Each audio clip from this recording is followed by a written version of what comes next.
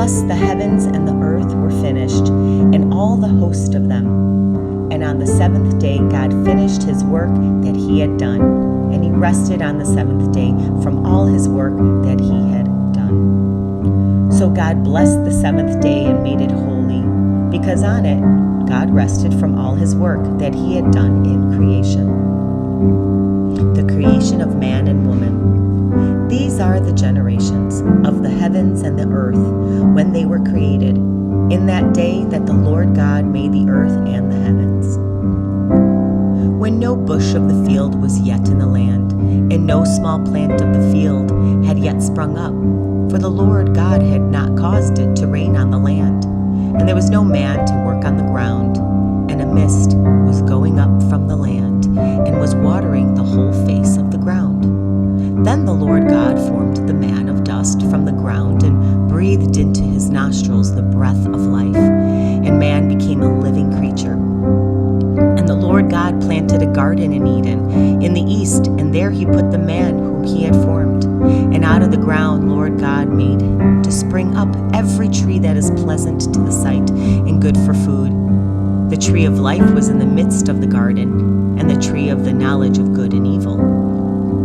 A river flowed out of Eden to water the garden, and there it divided and became 4 rivers. The name of the first is Pishon. It is the one that flowed around the whole land of Havilah, where there is gold. And the gold of that land is good. Bdellium and onyx stone are there.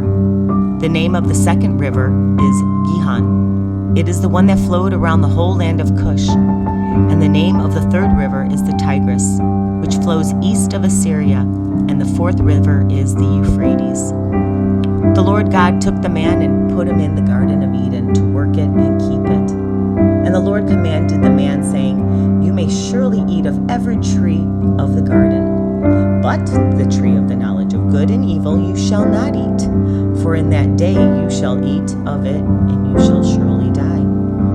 Then the Lord God said, It's not good that the man should be alone. I will make him a helper fit for him. Now out of the ground the Lord God had formed every beast of the field and every bird of the heavens, and brought them to the man to see what he would call them. And whatever the man called every living creature, that was its name. The man gave names to all the livestock, and to the birds of the heavens, and to every beast of the field. But for Adam there was not found a helper fit for him.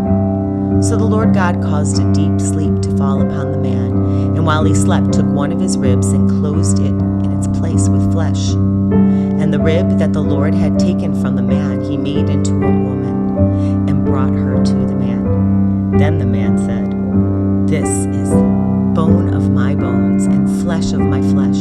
She shall be called woman, because she was taken out of man. Therefore a man shall leave his father and his mother, and hold fast to his wife, and they shall become one flesh. And the man and his wife were both naked,